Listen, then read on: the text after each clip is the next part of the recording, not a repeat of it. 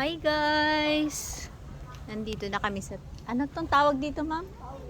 Taoist Temple, and as you can see, ang mga design ng kanilang house ba to? Pwede garden. Yeah. And the dragon.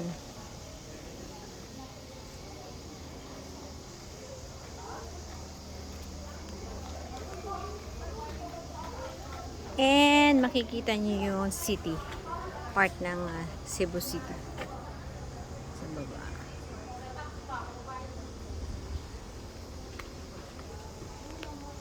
Ah!